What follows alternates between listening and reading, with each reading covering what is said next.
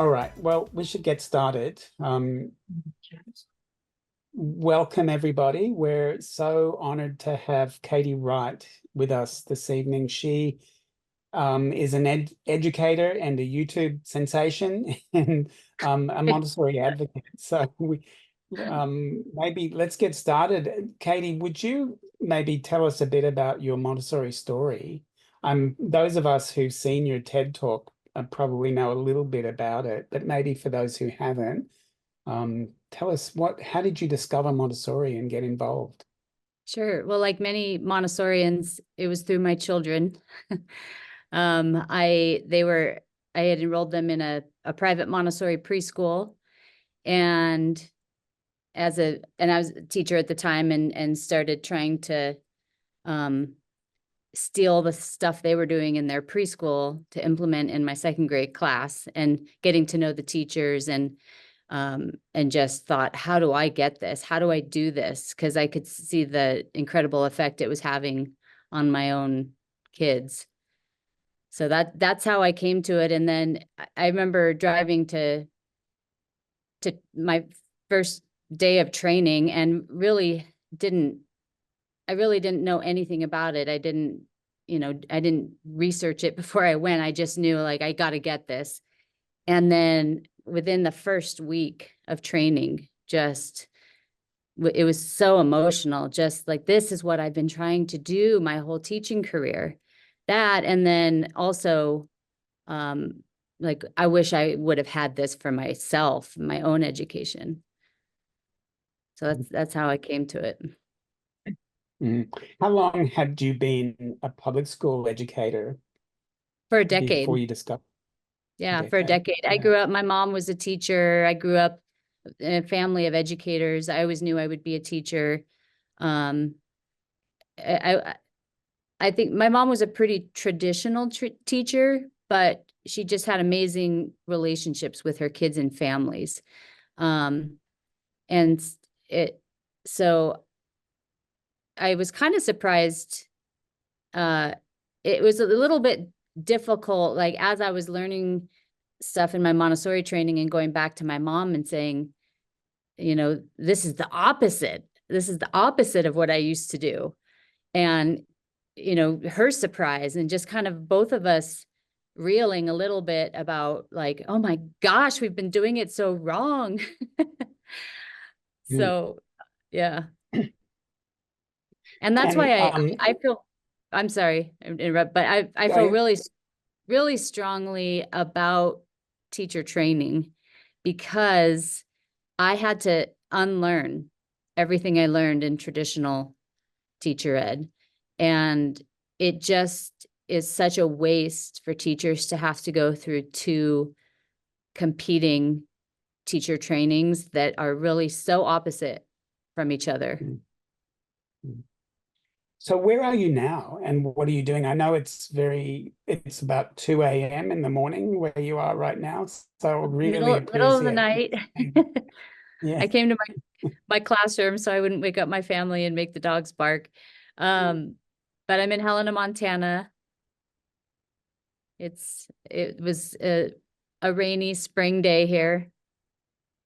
And I teach in a lower elementary classroom, age 6 to 9, but I'm in a traditional public school. So, like, I have a single grade level kindergarten classroom next to me, and then single grade level first grade classrooms and second grade classrooms around me.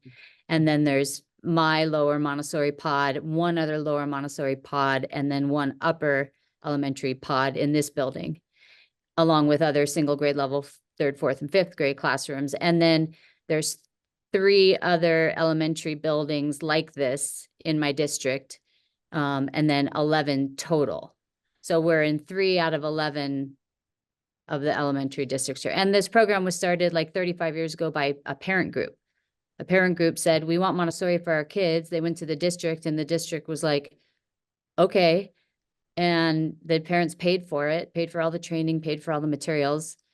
And it's been going strong ever since through a lottery system.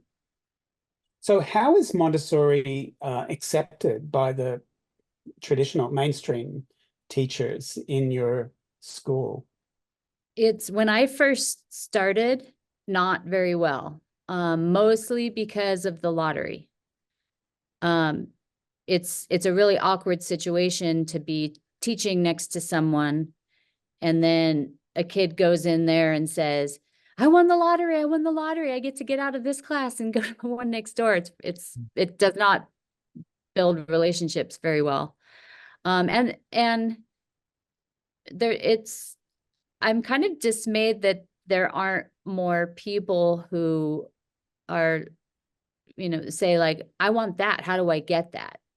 Instead of just um continuing to not be happy with the way it is. I mean, every teacher I know who's in a single grade level classroom recognizes like, this isn't working. I have one grade level of curriculum and I have kids with all these disparate skill levels. This isn't working. But yet I think it's because of the lottery. They're not saying, how do I get this? Right. So you said that it Montessori used to not be very well accepted. Has that changed? And if so, how did it change? Well, as soon as I went through training, I just started talking to all my teacher friends, and um, they recognize like how they recognize the good parts of Montessori. They just it's too big.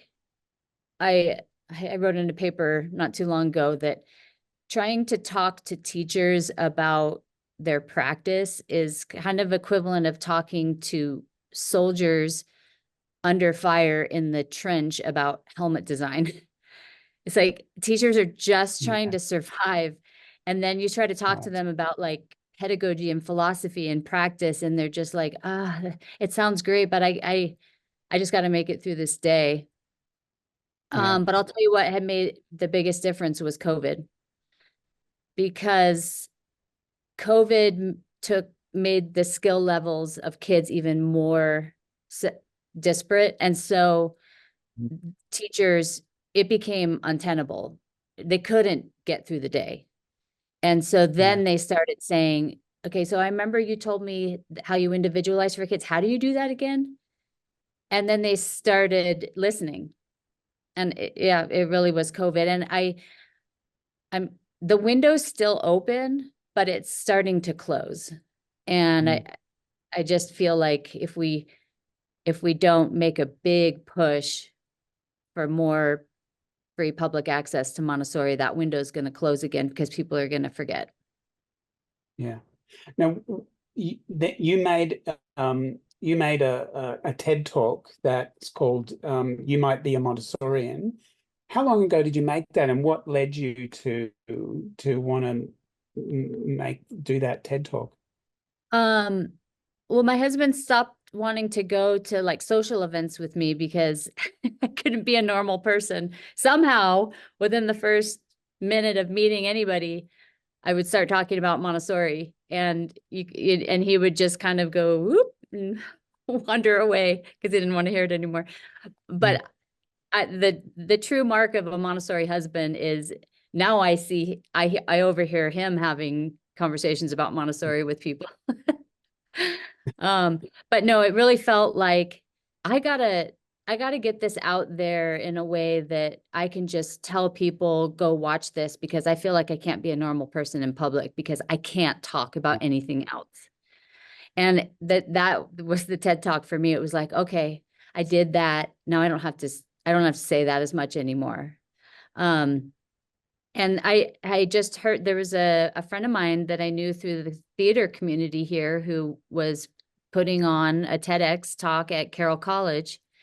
And so I found out how to apply and wrote a proposal, and it got picked, and we actually filmed it the Saturday, the day after everything shut down for COVID.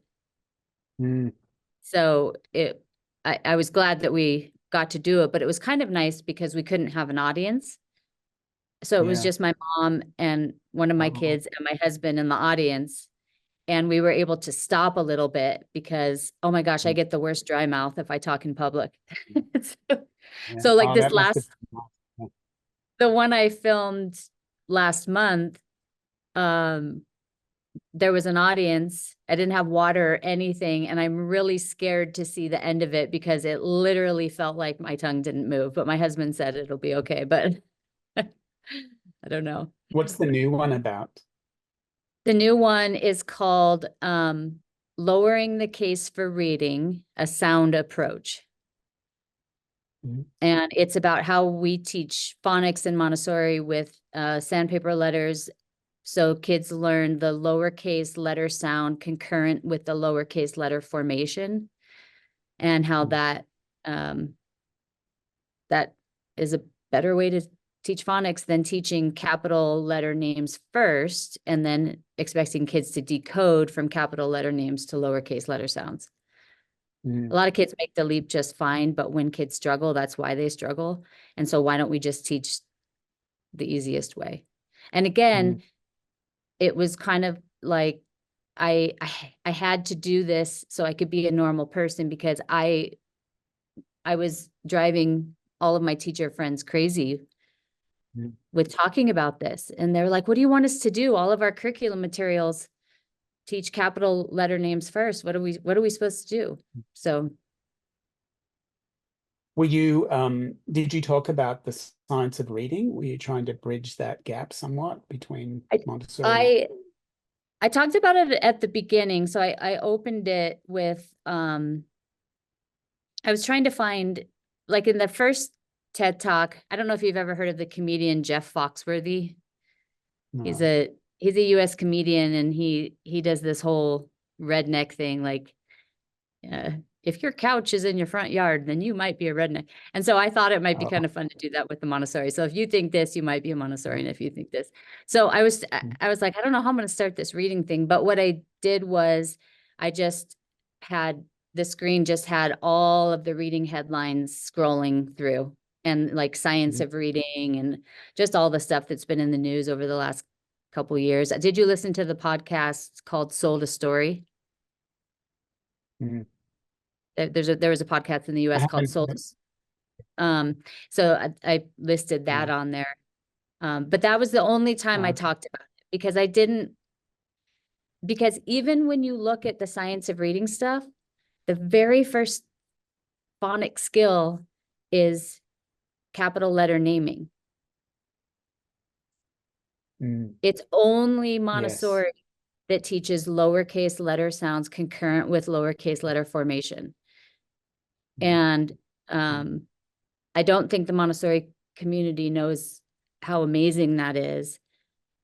And I think the Montessori community feels like the way we teach English language arts is somehow deficient, and we need to bring it up to the science of reading. And I think the way when we do it right, teaching lowercase letter sounds concurrent with lowercase letter formation with sandpaper letters, and all the pre-writing activities we do with, washing tables in a counterclockwise motion, and all the building pencil grasp activities in early childhood.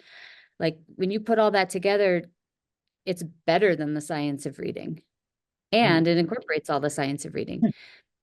I think where we can get better is a little bit later on, after kids are decoding, with how we maybe teach some of the, or work on some of the comprehension skills and stuff like that.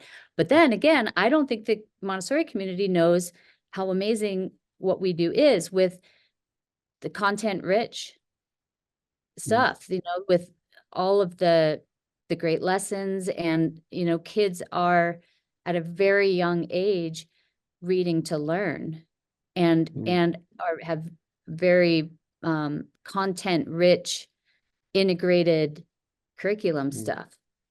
Right. The 3-part cards, we and the 5-part cards, we don't need really readers, and because it's all Right. embedded in the cultural curriculum.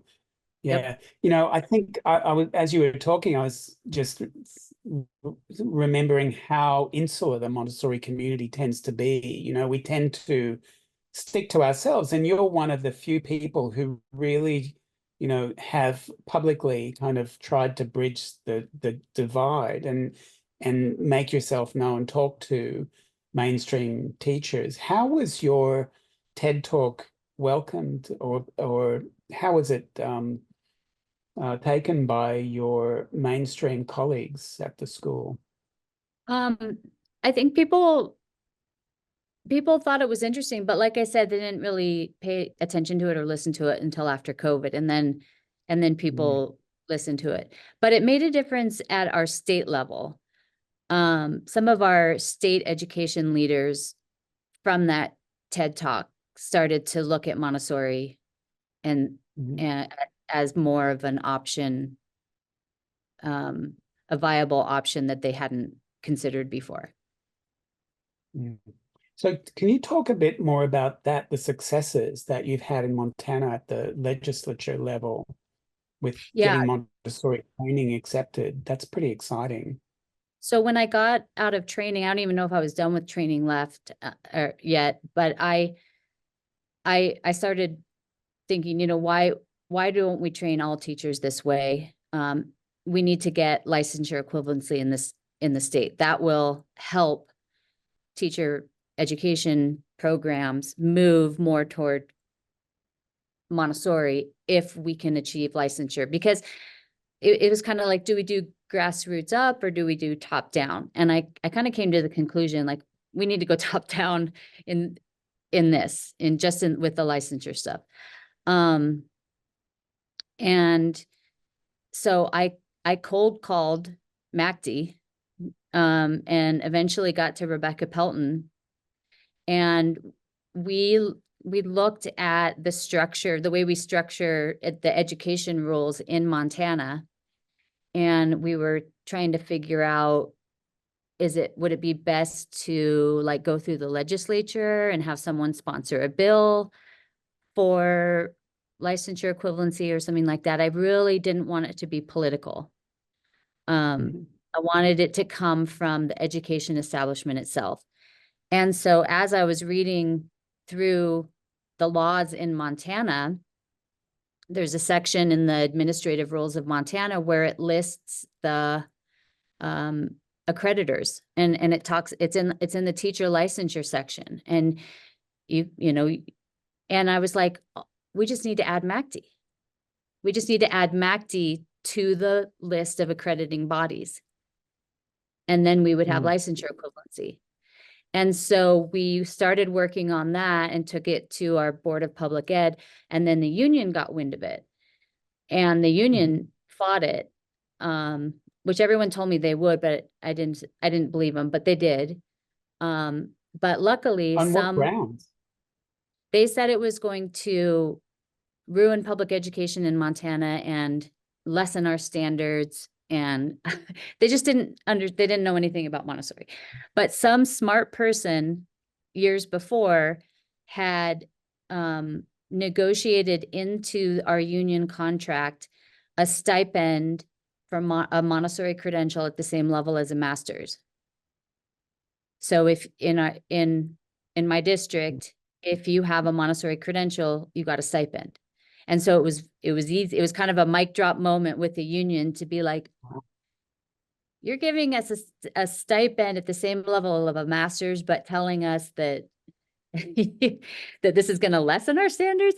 So that kind of went away. And just with some personal relationship work with the union and giving them materials. And this was back before a lot of research was being done.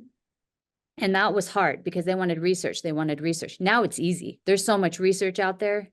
It shuts people up really fast when you give them the research now. But back then it really was just a lot of talking and a lot of giving them information. And then we got the union on our side, and the union worked with the Board of Public Ed to add MACD to the accrediting bodies. And that was it. No extra test, nothing. It wasn't political. Now, the really, really sad thing is that because there's such a lack of accurate knowledge about what Montessori even is, no district, so any public school district in Montana can hire a Montessori trained teacher to go into a Montessori classroom with, and that person can be hired from out of state, out of country, and they don't have to get a Montana teaching license. But no one's done it. Not one district has done it because they Why don't do you know. think that? They just, it's all an accurate information thing. They just don't. Go ahead. Yeah, MACD is fairly new in Australia. Montessori Australia brought MACD to Australia in the last couple of years, but it's still fairly little known here. Can you talk a little bit about what MACD is and what role it's taken in spreading Montessori and getting agreement about standards in the United States? Sure. So Montessori Accreditation Council for Teacher Education, it is recognized by the U.S. Department of Education as equivalent to CAPE, and I think there's another one, maybe just CAPE. And that recognition is huge. That means that MACD accredits teacher education programs, standalone, university, all different kinds of programs in the same way that CAPE accredits teacher education programs at colleges and universities. And so it's really easy to get that licensure equivalency with MACD.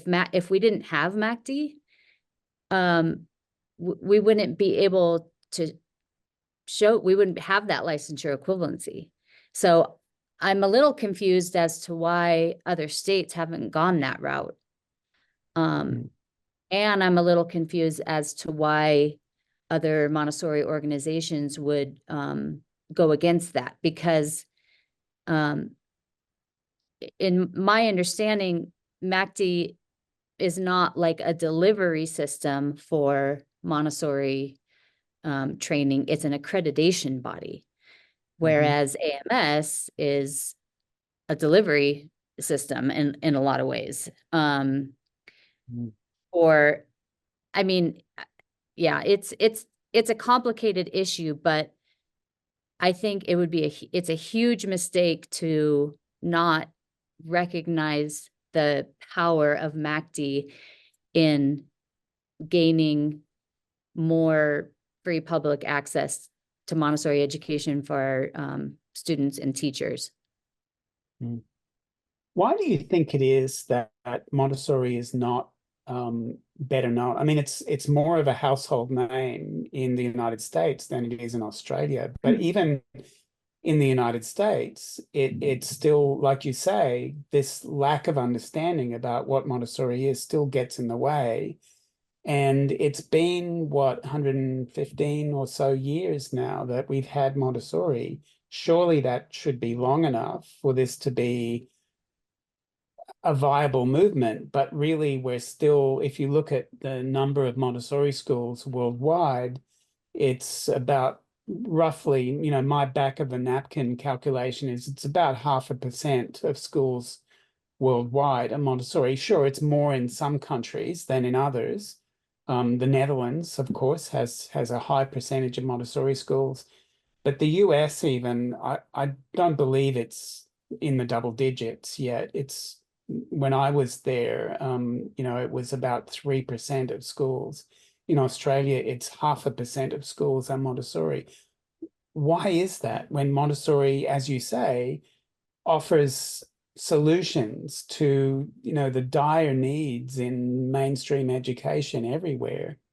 Everybody knows. I mean, it's yeah. such a unique thing that I think part of it is that even in the Montessori community, we haven't decided what it is.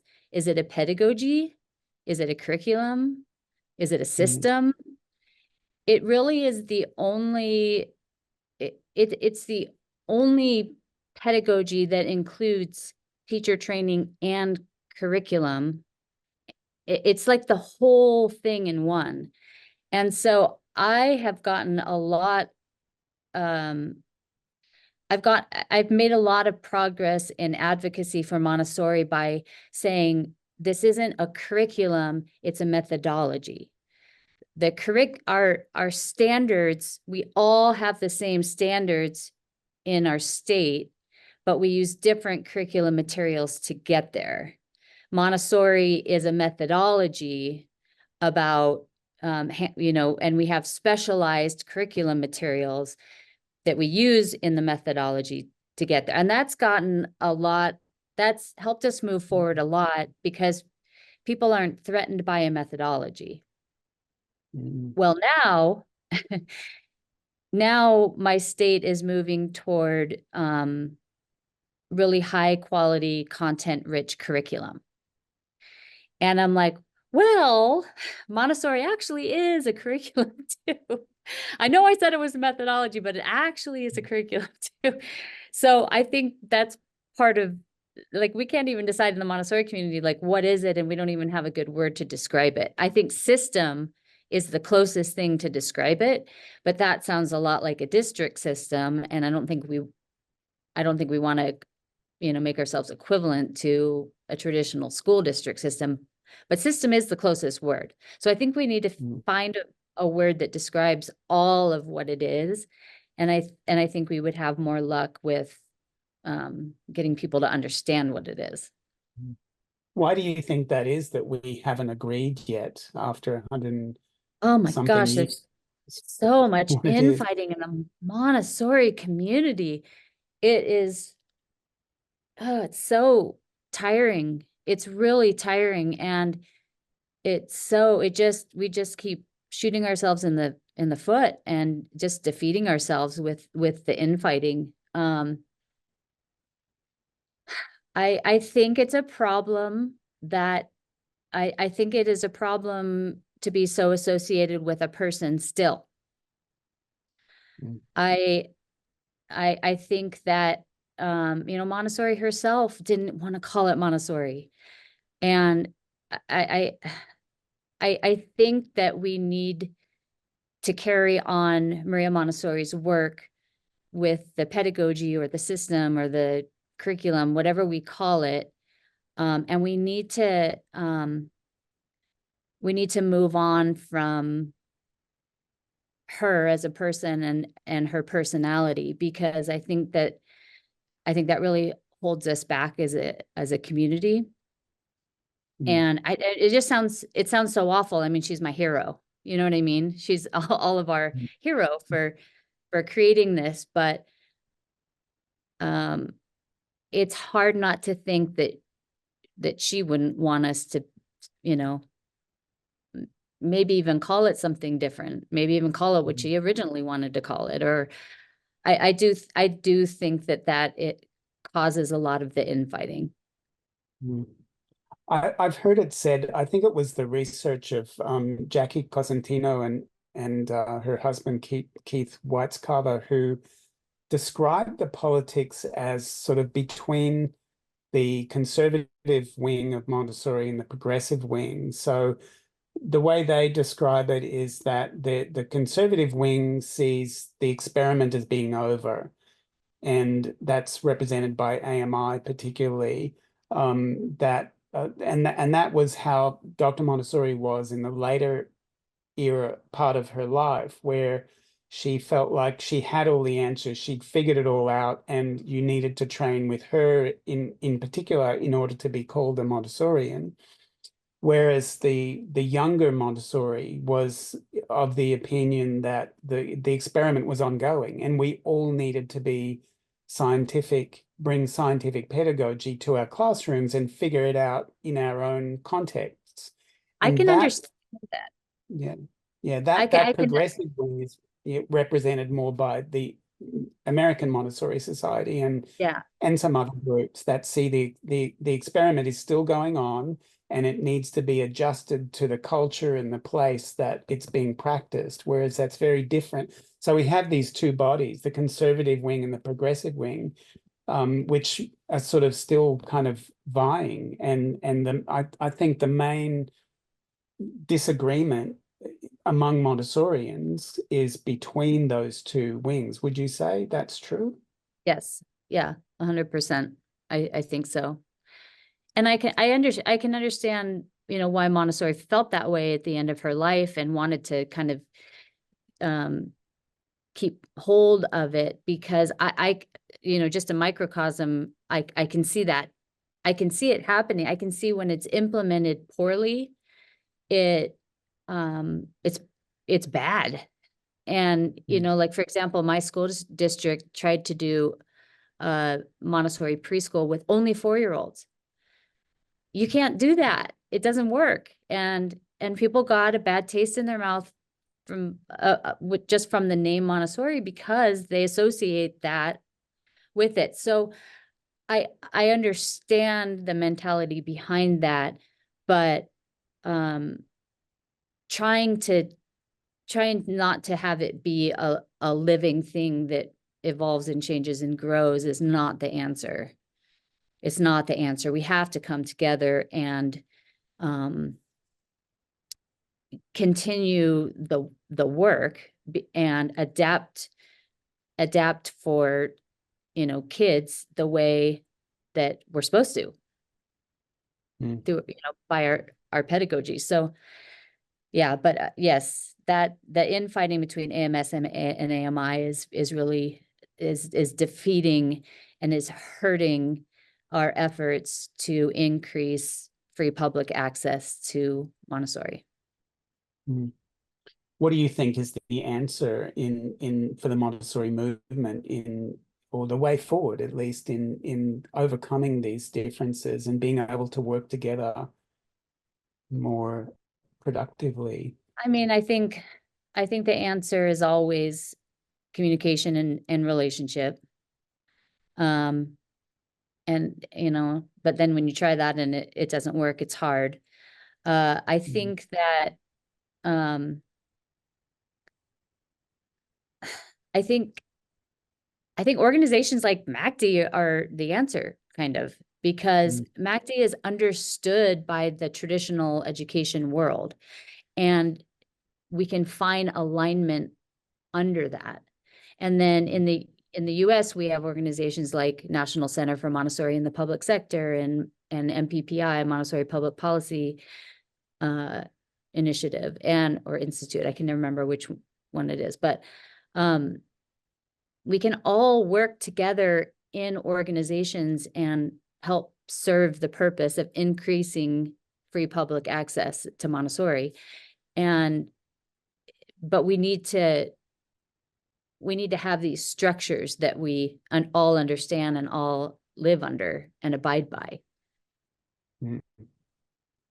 Yeah. When I was living in the United States, I was part of the Montessori Leadership Collaborative, which was an organization that brought together the leadership of the big main Montessori organizations together a couple of times a year, and they were wined and dined, and that was, like you say, those the relationships that were forged when the leadership would sit around a table with fine wine and good food and show each other their family photos, and I felt like the ice started to thaw during those conversations. And then the next day during the day workshops, there was much more productive conversation about bridging the divides and much less territoriality.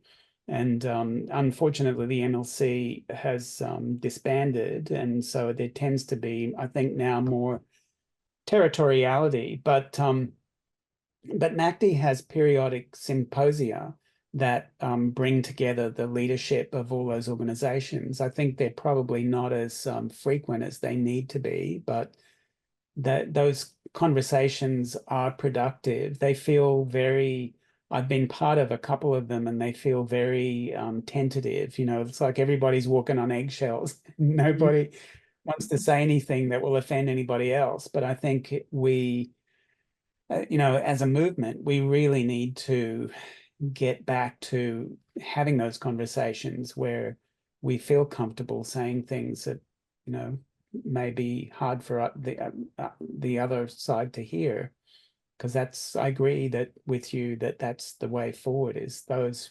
conversations, those relationships, finding commonality so that we can put forward what we mean to the outside community, the mainstream education community and government. Yeah, I agree. Yeah.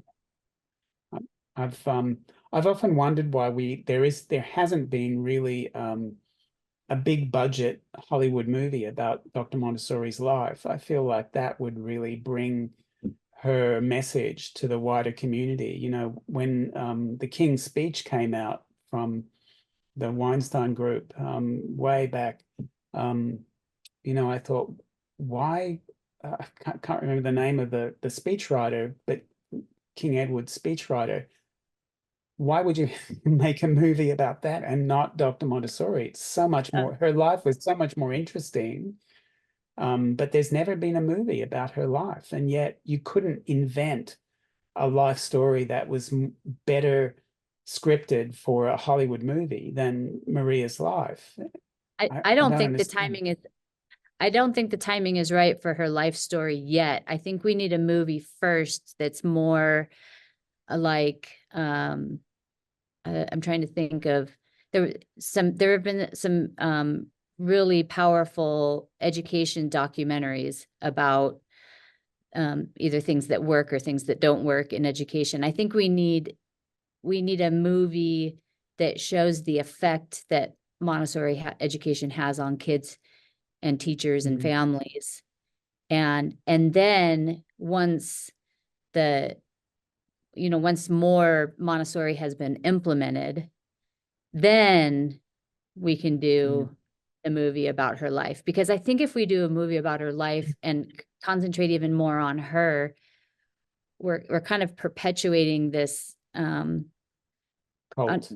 yes, yeah, this misunderstood. People don't even really understand what it is, and then they'll associate it with her life story, but it's really the effect that Montessori education has on the learning of kids.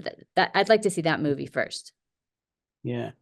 Do you think we need to maybe find a different term for Montessori instead of referring to it as Montessori? Because I feel like whenever we talk about Montessori and we associate it with not just her name, but also the image of this elderly Italian woman dressed in black who died 72 whatever years ago, we kind of undermine ourselves by looking backwards, whereas really Montessori, as we know, is sort of a very forwards-looking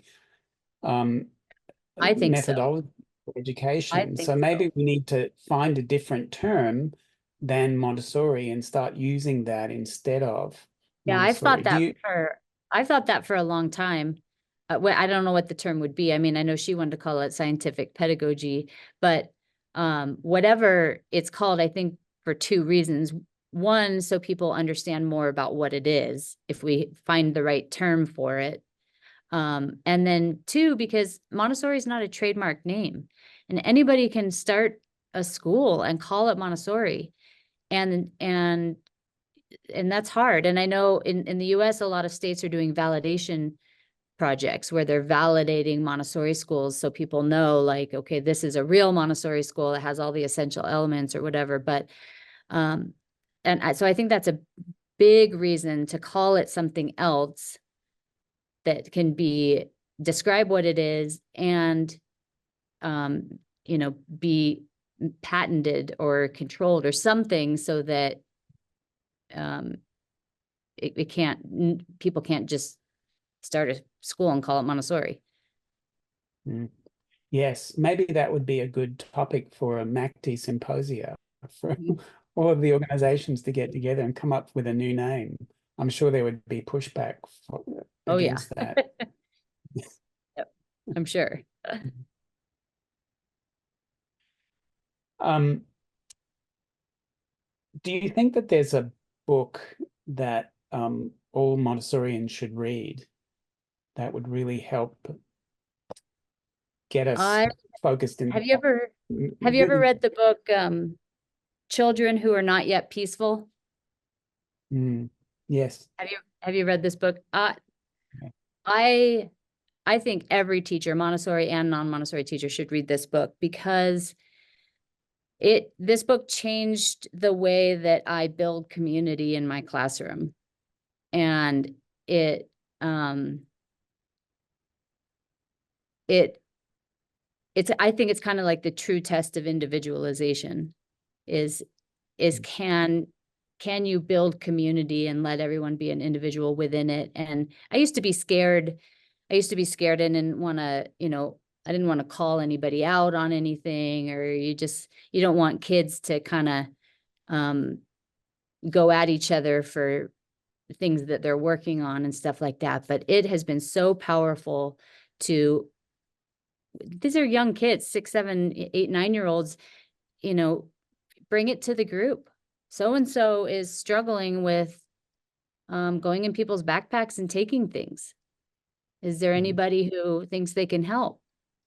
And just the empathy and the compassion that gets built. And so that's my book. There are books that have made a huge difference in my Montessori advocacy. I don't know if I'd recommend them as, influential as a teacher, but for advocacy, like The Future of Smart by Ulka Joshi Hansen, that book has made a huge difference with education leaders in my state in having them understand why Montessori is so powerful. That book does a really good job of explaining the structure of Montessori and why it works in a way that traditional education people can understand it. And that author is really accessible and works around the world so that's a really good one. The Future of Smart is it Joshi Hansen? Yeah, Ulka is her first name, Ulcca. But yeah, and then Is she Joshi. a Montessorian? No, she's not. She's not a Montessorian. She's not and she doesn't. In her book, she doesn't say like Montessori is the best. She highlights a bunch of different programs. But she talks about Montessori in a way, like I said, that traditional education people can understand what it is better. It went a long way in my state with my state education leaders and having them understand what it is. Yeah. See, I think that those sorts of books are really powerful because they're written by people who apparently haven't been indoctrinated by the culture yet. And I think that was the power of your TED Talk, your first TED Talk, because you were portraying yourself as somebody from the outside who'd sort of seen on the inside. You'd pushed the veil aside and kind of looked inside and thought, wow, I want some of that. But you were coming from the outside of Montessori. And so I think that was part of the power in that TED Talk. Yeah, I have felt, since I got my Montessori training, I have felt like I have a foot in both worlds. And it's kind of a lonely place to be. But it gives me a really unique perspective. And because I was in the traditional education world for so long and grew up in it, with my family, I know how they hear things. Yeah. And now being in the Montessori world, like I know how Montessori people hear things about the traditional and so I feel like I can be a bridge builder because I have this unique perspective. And I think there are other people like me out there that can be a bridge builder. But I think as a Montessori community, I think we need to identify the things that are different about Montessori education, because a lot of times what Montessori people will do is they'll talk about, child-centered and the relationship stuff and all of that. And a lot of times what Montessori people are talking about are already happening in traditional single grade level classrooms. There's a lot of really good stuff that happens in traditional single grade level curriculum delivery model classrooms. a lot of relationship building, a lot of project-based learning, a lot of really good stuff. But there are things that happen in only Montessori classrooms. One is the multi-age in the specific human development age range. Another one is the, specific aligned curriculum materials that are aligned pre-K through grade 8, have purposeful use of color, and are designed to move students from concrete to abstract understanding. And so if we can, and all individualized, so kids can work at their own level and their own pace. And one of the huge things in traditional education, there's academics, and then there's like social emotional learning, and they're separate. Whereas in Montessori, all that is all done simultaneously, because when kids are allowed to keep track of their own work and self-pace, they're building their executive functioning skills and their social emotional, learning. And so that doesn't happen in a traditional. So if we can identify the things that are only true in Montessori classrooms, it gives us a lot more power when we're talking about and advocating for Montessori. But when we say like, oh, come see our class meeting, that doesn't have a lot of power, because that is happening in the traditional education world too. Another thing that is unique to Montessori is we go from big to small. So in traditional ed, we do, you learn about your neighborhood and then your town, and then you build up. In Montessori, you learn big first. And that's really powerful for kids. So identifying those, if as a Montessori community, we can identify those things and talk about those things, that's powerful. And it helps people understand what it is better. Like when I was able to tell my state leaders, like, this is a skill mastery model. This is not a single grade level curriculum delivery model. This is a multi-age skill mastery model. That they understand that, and they're like, oh, they like that. They want to hear more about that. But when I talk about finding language that mainstream educators can understand and relate to. Yep. Do you and the think that the child-centered stuff is just falling flat? Yeah. That was big for a while and not anymore. We just need to get off of that language. Do you think that the structure of Montessori classrooms is necessary in order for education classrooms to get away from the adult kind of control, the adult need for controlling what children do? Because the way that Montessori classrooms are set up relieve the teacher of the need to micromanage everything that's going on in the classroom, because you've got the 3-year age grouping, and the older students, kind of manage the younger students ideally. Because of that, and also the Montessori materials being self-correcting and so on, the way that whole system works in the classroom relieves the teacher and allows them the freedom to be able to move around. But without that, the teacher would need to be in control of everything, otherwise it would fall apart. So do you think that the structure of the Montessori classroom is really necessary in order for us to get away from? Are you talking about the age range, or what are you talking about? What do you mean by structure? Yes, the 3-year structure is the core of it, but also I guess the structure requires the self-correcting materials, and the idea that it requires the pedagogy as well, of course, that it's all interrelated. You can't pull. And in my district, 6th grade is in the middle school. And so our upper elementary classrooms only have a 2-year age span, and it really affects the outcomes, student outcomes, and the teacher happiness and the quality of what's happening. So I think it's really important that we have that structure. And when This is what I mean by it's actually, it's not just inconvenient and wasteful, it's actually bad for teachers to go through traditional teacher education programs because it's the opposite. It is 180 degrees opposite. So when I got evaluated in a single grade level traditional curriculum delivery model classroom, I was positively evaluated the more points of contact I had with the child. So every time I made contact with a child, I got more points.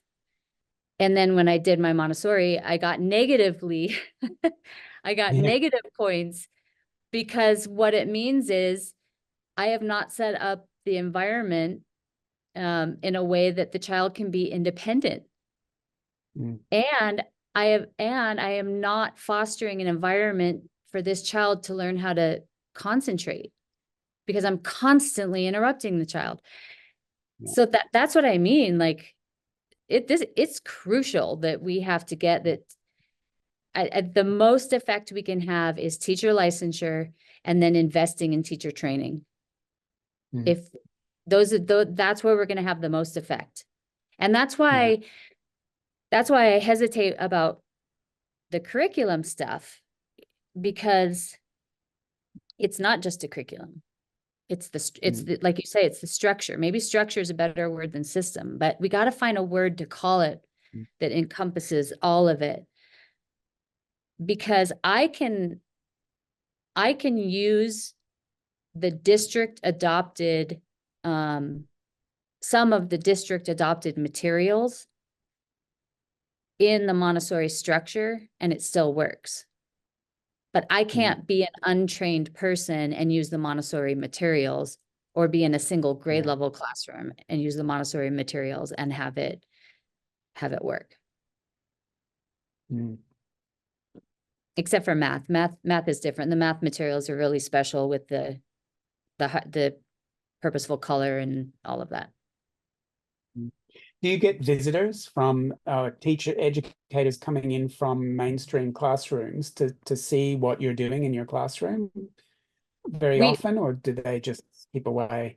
We're starting to more, and we're starting to get a lot more student teachers, like teachers in the traditional teacher ed program coming to observe or coming to student teach with us, and then going back and saying, this is not what you're teaching me. And that's good. That's kind of spreading the word.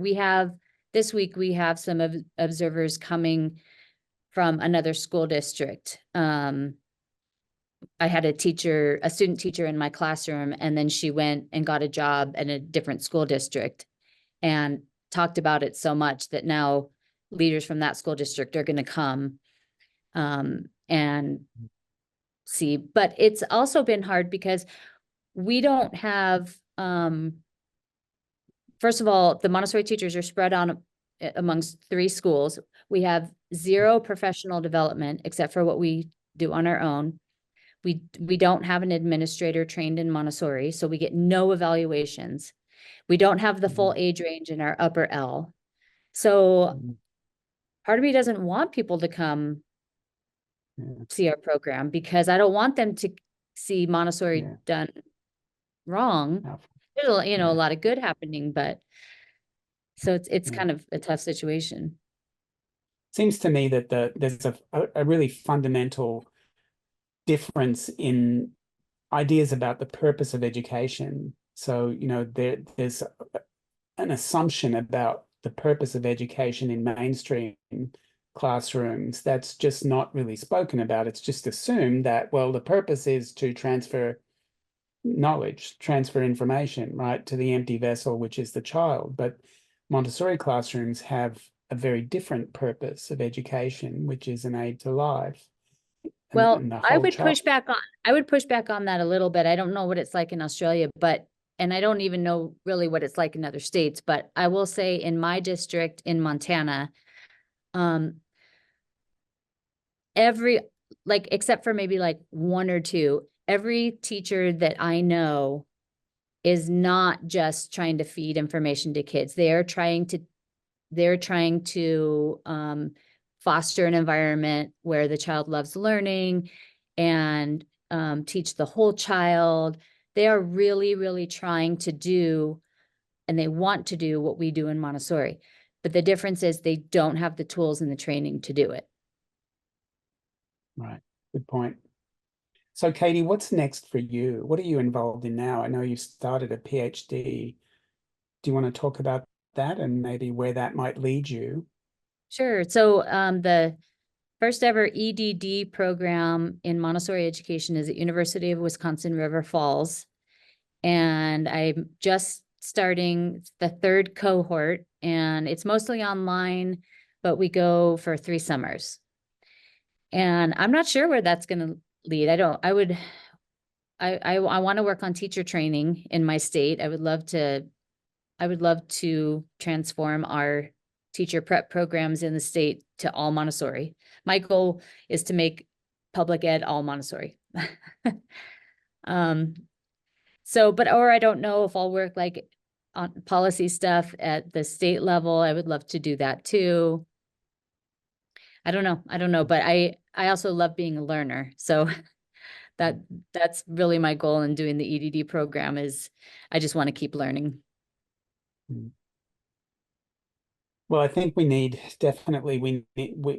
people like you who've got a foot in both worlds, who can help bridge the gap, because that's the best way forward, I'm sure, is that we Montessorians start talking, understanding the language of mainstream educators so that we can communicate with them and let them know in their language that we have answers, but without that kind of arrogance that we often are seen as having. Yeah, and you embody that so well. Yeah. Thank you, and thank you for all the work you're doing in Australia. And yeah. Liz or Sarah Jane, do you have any questions or comments before we wrap up that you'd like to ask? First of all, thank you very much for getting up so early and driving to your school and getting dressed. Massive effort doing a 2 a.m. I really concur with so much that you said, because I am very passionate about that bridging between mainstream and Montessori. And I once went to dinner with a very well-known American who is very philanthropic there and was putting a lot of money into the charter schools. And I was talking to him about Montessori, and I was doing a Katy spiel and a Mark spiel to him. It's like, how can I get some money from him into Montessori? And he really understood the pedagogy, but he said to me, and it really resonated with me, he said the most major problem with us talking Montessori to mainstream and mainstream understanding us is that primarily the biggest stumbling block is not children and it's not parents, it's teachers. And I've really reflected upon what he said. It was a few years ago and he's since died. And I'm like, shit, he's right. Because I'm like, we're the biggest Montessori school in Australia. I'm working with Melbourne Montessori School. So we go from 18 months to 18 years. So we've got a big spectrum of children. And I run the teacher professional development and I run the placements. And we're getting people coming to us from all over the world, particularly Germany at the moment. And also our universities, our top universities in Melbourne and Australia. And they come to us for a 2 or 4 week block. And you can just tell they're just like, I'm just going to go in and out. It's just a bloody inconvenient thing I'll have to do. And I'll stand out and go. By about week 2, I'm having really in-depth conversations. And by week 3, it's like, you've just changed my life. You've just changed the course of where I want to go with teaching. And with all the students I have, I'm picking up 2 to 3 going into courses, which I feel is really Montessori courses. So they're going through the training institutes in Australia. But it's like, as you say, it's just, that's just me probably influencing and working with possibly 20 to 30 people a year. But it has to be this, which is what Mark said. You know, I just feel like somehow or other we need to go to the Federal Minister of Education. We need to go to our state ministers, or with your state ministers. We need to get them in, because we have such problems here with our youth. We're getting really high school refusers. And I just think if they're educated where they're happy and they're joyous and they're nurtured and supported, with what we do is so phenomenally good. I just feel like so many of the world's problems with children wouldn't be eliminated, but they would be decreased. Yeah. And I feel with what you're doing in Montana, working with your state government, working at the local level, it is probably a bit of what I'm doing. It's just, and what Mark does, you've just got to keep chipping away. And I really try not to be a Bible basher at all. I'm very gentle and I ease into it, because I'm also mainstream trained originally as well. So I've got that lens from both sides. And I just feel you've got to have a light footprint. You've got to tread gently when you're doing your spiel, and have a light footprint so that you're not pissing them off, but you're putting a hook in there for them to go, oh, hang on, I want to investigate this more. And it's such an easy I thing. might be a Montessorian. Yeah. We want to leave them wondering. Yeah. Yeah. Sorry to babble, but it's just so lovely and refreshing, just because we're an island and you feel isolated at times, and you just think, oh God, am I bashing my head against a brick wall? And then I come and listen to you and I think, oh my God, there's this wonderful woman that you're doing it too. And we're all and Liz is the same. We're very passionate about what we do, and the bottom line is, with what you also said, it's about the children. I just feel we've got so many teenagers with so much anger, and I've been thinking about it today. If they are gently nurtured and worked through schools, we wouldn't have the anger that's there, because there would be more purposeful intent with their day. And I just feel, I don't know, the government, it's not necessarily governments, it's just people within the governments and within those departments, and teachers, like you had the problem with the union. We've had massive problems with the union. And it's like, which is what the Mr. Broad said to me, it's like your biggest problem is the teacher. And he's right. Yeah. It's not your system, it's not mainstream. It's people within Montessori not also wanting to change and listen to mainstream. It's also mainstream not going, oh, hang on, this isn't working after 150 years of conventional schooling. Why don't we try something else? Yeah. I've started working with the union on having them understand that it's a teacher working condition issue, because that's what the union's all about, is working conditions, right? So if they can understand that teachers have a really bad working condition issue to have a single grade level classroom and not have the tools and training to meet the individual needs, which our state standards say you have to, that they better get ahead of this and lead the charge for getting teachers. And listening to you talk, it just makes me more and more sure that where we should focus our efforts is on teacher training. Mm. And you see, what we do is, so I've got these students coming in from all over the world, within Melbourne and with interstate around Australia. I spend a lot of time talking to them. I then counsel them and nurture them and mentor them about a Montessori course and talk about that pathway, because it's like a doctor finishing medicine or a teacher finishing their training. The university just goes, right, there's your 4 years, out you go. But there is no link within our training institutes to help and guide these people. Some do want to teach conventionally, but I think if there's someone there helping guide, look, there's other ways we can teach, you know, there's Steiner and so on and so forth. And I just feel doing this can make a difference, because the more people that know about what we do, the greater the shift is going to be. We also pay our teachers a higher salary once they've done their training. And we here at our school have 14 weeks holiday. We have full-time assistants in our classrooms as well. And I moved to Australia. And the Cycle 1 teachers get the equivalent of a day off a week in prep time. Wow. So they actually only have 3.5 to just on 4 days face-to-face. So we nurture our teachers and we really look after them. That's amazing. Thank you for what you're doing. Maybe you Katy, can guide the play internationally for teacher training. Yeah. I'm happy to do it, because I think that's the it's, you know, Mark and I've discussed it in the past.